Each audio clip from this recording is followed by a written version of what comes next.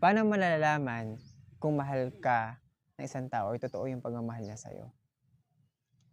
By introducing my concept na obligation is love and another one is obligation, love is decision. Obligation is love is yung mga tao na tinatrabaho nila yung isang relationship na parang mentally and physically kailangan present sila doon. Itong mga taong sa obligation is love is yung mga taong tinatrabaho nila yung isang bagay para hindi mawala.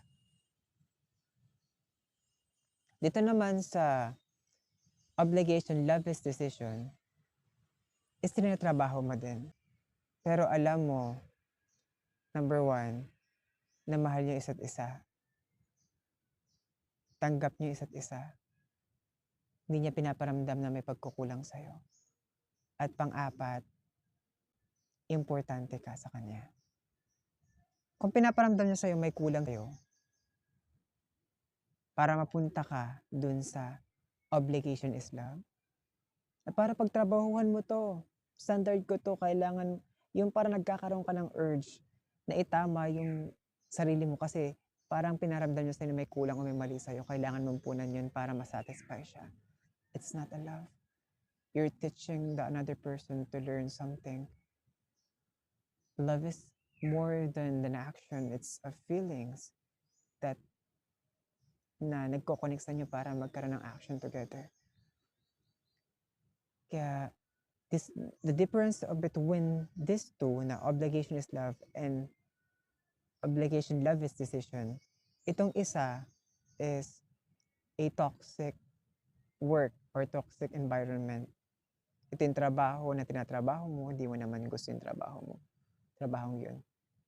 Pero dahil wala kang choice, pinipili mo na lang yung trabahong yun dahil walang-wala ka. Dating sa point na aayaw ka din dito at mapapagod ka. Manghihina ka mentally and physically. Mabubombard ka kasi hindi mo naman gusto yung ginagawa mo. This one is the happy work environment. Love is sacrifice. May good thing na pagkatrabaho.